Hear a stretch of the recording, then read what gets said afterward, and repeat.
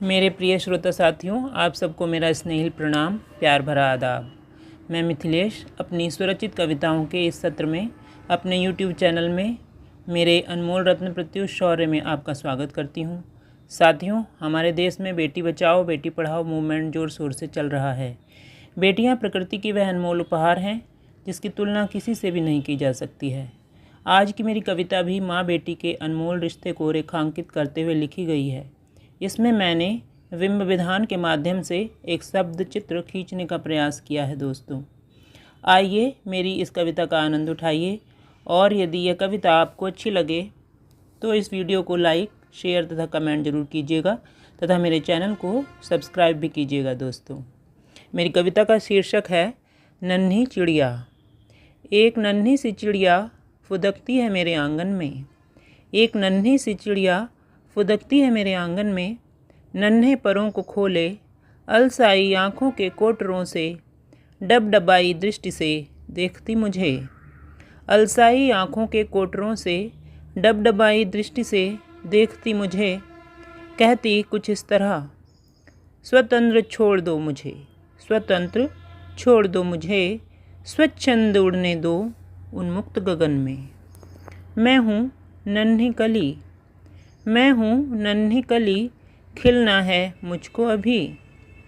फड़फड़ाते पंखों से उड़ना है मुझे बहुत दूर गगन में। फड़फड़ाते पंखों से उड़ना है मुझे बहुत दूर गगन में। मत बांधो मुझे बंधन में स्वर्ण पिंजर में। चहचहाना है मुझको अभी तुमसे लेकर गिरा। चहचहाना है मुझको अभी तुमसे लेकर गिरा।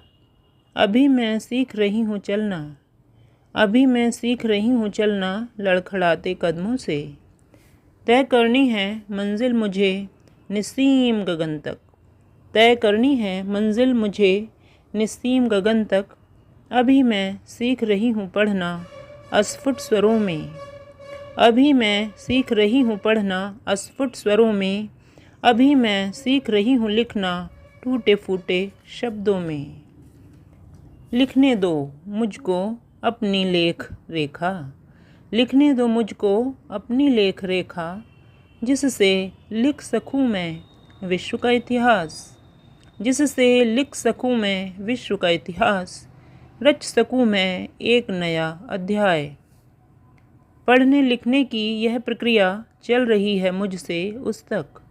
पढ़ने लिखने की यह प्रक्रिया चल रही है मुझसे उस तक, जिससे कल बड़ी होकर चले यही क्रिया उससे नवकोपलों तक। वह नन्ही चिड़ैया नन्ही बालिका है मेरी, वह नन्ही सोन चिड़ैया नन्ही बालिका है मेरी, जो नया नया सीख रही है चलना। मेरी उंगली गहे लिखना, मेरे स्वरों में पढ़ना, स्वयं को अभिव्यक्त करना। धन्यवाद दोस्तों।